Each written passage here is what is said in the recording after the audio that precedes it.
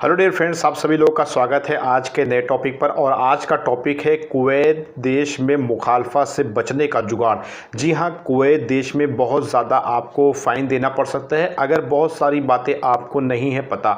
तो आज हम इस वीडियो के ज़रिए से जानेंगे कुवैत मुखालफा से कैसे बचें और उसके बचने का क्या जुगाड़ है और कहाँ कहाँ पर आपके कुवैत देश में मुखालफा आप लोगों को देना पड़ सकता है। तो चलिए जानते हैं और आप लोगों को बताते हैं। लेकिन उसको बताने से पहले दोस्तों वीडियो को लाइक और चैनल को ज़रूर सब्सक्राइब कर दें, क्योंकि कुवैत से रिलेटेड बहुत सारी इंफॉर्मेशन आपसे छूट न जाए।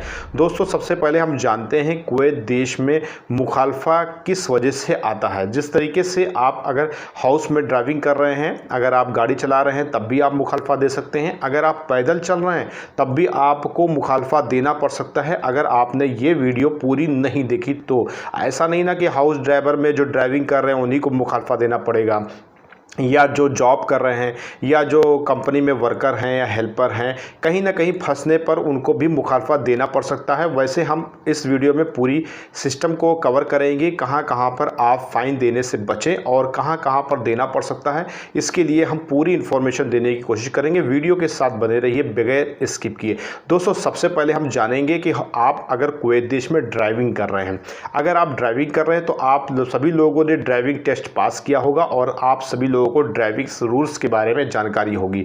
अगर कुवैत ड्राइविंग रूल्स के बारे में जानकारी नहीं है तो भाई चैनल की प्लेलिस्ट में जाकर के ड्राइवर से रिलेटेड बहुत सारी वीडियो आप देखिए, आपको सारी इन्फॉर्मेशन मिल जाएगी। आज मैं रूल्स बताने वाला नहीं हूं, क्योंकि आज मुखालफा के रूल्स से बचने का जुगाड़ बताने वाला हूं। सपोज दैट अगर आप ड्राइवर हो कुवैत देश में और आप ड्राइविंग कर रहे हो और आप जब किसी भी रोड पर जा रहे हो तो अगर आपको वहां पर एक बोर्ड दिख जाएगा जिस पे लिखा रहेगा 120, 80, 100, ये गिनती लिखी रहेगी। दरअसल ये किलोमीटर्स को नहीं दर्शाता है, ये आपकी स्पीड लिमिट को दर्शाता है। आप सभी ड्राइवर्स को पता है ऑलरेडी। लेकिन सपोज दैट अगर मान लीजिए 100 लिखा है और आप 120, 130 में जा रहे हो, आपने सोचा कि अभी पीछे तो हम आ रहे थे 120 से और आपने बोर्ड की तरफ ध्यान नहीं दिया और वहाँ पर 100 स्पीड लिमिट लिखी हुई है लेकिन आप 120 में है, तो ऐसी कंडीशन में कैमरा तो आपको फ़ाइन मारेगा ही। इसके अलावा दोस्तों कैमरा फ़ाइन मारेगा। अब इससे बचने का जुगाड़ यही है कि यहाँ कुवैत देश में तो फ़िलहाल सऊदी के हिसाब से तो नहीं ना, कहीं कहीं छुपा छुपा के रखे रहते। यहाँ तो आपको 1 किलोमीटर बता दिया जाएगा कि कैमरा अहेड, यानी कि कैमरा आगे है, आप संभल बूझ के गाड़ी को स्लो कर दीजिए। यहाँ बता करके किया जाता, फिर भी लोगों का कैमरा फ़ाइन मारता है और फ़ोटो कैप्चर करता है। इससे आप बच नहीं सकते अगर आप ओवर स्पीड में गाड़ी चला रहे हो तो। इसके अलावा कुवैत देश में अगर आप ड्राइवर हो और अगर 100 का बोर्ड लगा हुआ है तो कभी भी आप जो है 100 के ऊपर जाने की कोशिश ना करें। आप हो सके तो 80-90 के हिसाब से ही आप गाड़ी को चलाएं। दोस्तों बचने का जुगाड़ यही है कि जो भी स्पीड लिमिट है, जो भी स्पीड लिमिट, देखिए बचने का जुगाड़ यही है कि आप भाई रूल्स के दायरे में काम करिए। कोई यहाँ पर इलीगल तौर से हम नहीं बता रहे, आपको लीगली आपको जानकारी दे रहे हैं। अगर 100 की स्पीड लिखी हुई है तो आप 80-90 में चलाइए। अगर आपकी 120 स्पीड लिमिट लिखी हुई है तो आप 100 की ऊपर ना जाइए। बहुत अगर इमरजेंसी है तो 110 का आप करिए और बोर्ड को देखते रहिए, क्योंकि कहीं कहीं पे आपकी स्पीड लिमिट कैमरा या आपका जो रोड है या आप कहीं से मुड़ेंगे क्रॉस होते हैं स्पीड लिमिट ख़त्म हो जाती है। यानी 120 हटेगी तो 80 आ जाएगी, 80 हटेगी तो आप 60 आ जाएगी, 60 के बाद 45 भी आ जाएगी। जैसे मंतके वगैरह में गाड़ी को चला रहे तो 45 स्पीड लिमिट है, अब आप जा रहे हो 80 में, तो वहाँ पर अगर पुलिस की गाड़ी खड़ी है तो आपको रुकवा के आपको फ़ाइन मार दिया जाएगा। अगर वहाँ पर कैमरा नहीं है तो इस तरीके से फ़ाइन मार दिया जाता है। सपोज दैट अगर आप कुवैत देश में ड्राइविंग कर रहे हैं तो आप इस ओवर स्पीड में गाड़ी ना चलाएं, स्पीड लिमिट के अंदर चलाएं। इसके अलावा आपके पास गाड़ी का दफ्तर, आपके पास ड्राइविंग लाइसेंस, अकामा सब कुछ रेडी होना चाहिए, नहीं तो आपको मुखालफा देना पड़ सकता है अगर कोई भी डॉक्यूमेंट्स आपके पास नहीं है। इसके अलावा कुवैत देश में आप सभी लोगों को पता है वैसे फ़िलहाल कहाँ कहाँ पार्किंग लगाए, इससे रिलेटेड मैंने वीडियो बनाई है, अपलोड की है, आपको इन्फॉर्मेशन दी है कि आप अगर यहाँ पर पार्किंग लगाते हैं तो मुखालफा देना पड़ सकता है, इससे बचे। तो वो कौन कौन सी जगह पर पार्किंग लगाने से मुखालफा होता है, इससे रिलेटेड आप वीडियो देख सकते हैं। प्लेलिस्ट में जाइए, कुवैत ड्राइवर्स की प्लेलिस्ट खोलिए, उसमें सारी इन्फॉर्मेशन आप लोगों को मिलेगी। इसके अलावा दोस्तों कुवैत देश में ऐसी भी जगह है जहां पर पार्किंग लगाने से भी आपको मुखालफा देना पड़ सकता है। तो भाई इससे बचने के लिए वाली वीडियो देखना आप लोगों के लिए बहुत ही ज़रूरी है। इसके अलावा ये तो हो गई ड्राइवर्स की बात। अब मेरा एक दोस्त है, मुर्तज़ा नाम है, वो एक मरतबा छुट्टी मुर्गाब पे गए और उनके साथ ऐसा हुआ कि 10 दीनार उनको फ़ाइन देना पड़ गया पुलिस को। और हुआ ये कि जब वहाँ पर इशारा इशारा होता है, यानी कि सिग्नल होता है। सिग्नल पे ही आदमी एक दूसरे की रोड गाड़ियाँ क्रॉस करती हैं, पैदल यात्री भी कराते हैं। यानी कि पैदल वाले जो होते हैं वो पेडेस्ट्रियन जो होता है उनका अलग लाइन होती है, और जब गाड़ी रुकती है तब आदमी उस लाइन पे जाता है। अब इनके साथ हुआ ये कि वो लाइन तो रुक गई, सिग्नल ग्रीन से हर रेड हो गया, और रेड में सारी गाड़ी रुक गई, सैयारा रुक गई। अब यहाँ पर पेडेस्ट्रियन वाले रास्ते से आदमी को जाना था।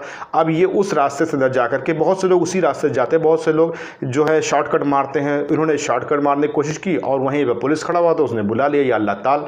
तो उससे सारी प्रक्रिया पूछी, उन्होंने कहा मुझे जल्दी थी, थोड़ा गया, कुछ नहीं, 10 दिनार आपका फ़ाइन लगेगा, आप दीजिए तब जाइए। तो 10 दिनार उनको फ़ाइन देना पड़ा था सिर्फ रोड क्रॉस करने का। तो ऐसा नहीं ना कि कुवैत देश में आएंगे तो जो भाई पैदल का क्रॉस करने का बना हुआ वहीं से क्रॉस करे। आपकी गाड़ी आगे से भले रुक गई है, रोड खाली है, आप सोच रहे हैं कि मुझे इधर जाना है, लाओ इधर मुड़ जाऊँ, ऐसा नहीं ना। आप जाइए उसी रास्ते से, फिर जाकर के आगे से कट जाइए, कोई दिक्कत परेशानी नहीं होगी। अगर आप ज़्यादा शॉर्टकट के चक्कर में रहेंगे तो भाई 10 दिनार, अच्छा भला इंसान घूमने गया और फिलहाल पहुँच गया 10 दिनार के चक्कर में, और 10 दिनार का नुकसान, यानी कि इंडियन करेंसी के हिसाब से 2500 रुपये का नुकसान हो गया उसका। तो ये है पैदल चलने वालों के लिए भी नियम। तो पैदल अगर आपको चलना है तो इस तरीके से चलिए, मुखालफे से बचना है। इसके लिए थूकने वाले की प्रक्रिया देख के सुन के भाई थूकिए, क्योंकि अगर पुलिस देखता है तो भाई फाइन मार सकता है। इसके अलावा दोस्तों ये तो हो गई ड्राइवर्स की और ये हो गई। इसके अलावा जो है कुवैत देश में जो हेल्पर्स हैं वो भी बहुत से ऐसे काम करते हैं, कहीं कहीं भी मामला फंस जाता है। जैसे सपोज दैट कुछ गाड़ियाँ ऐसी होती, कुछ हेल्पर्स ऐसे होते भर लेते हैं और ऐसे एरिया में चले जाते हैं जहाँ पर वो अलाउ नहीं होते हैं। तो वहाँ पर भी कुछ पुलिस वाली गाड़ियाँ वगैरह उनको रुकवा करके उनसे दफ्तर वगैरह पूछती हैं, उनका अकामा चेक करती हैं।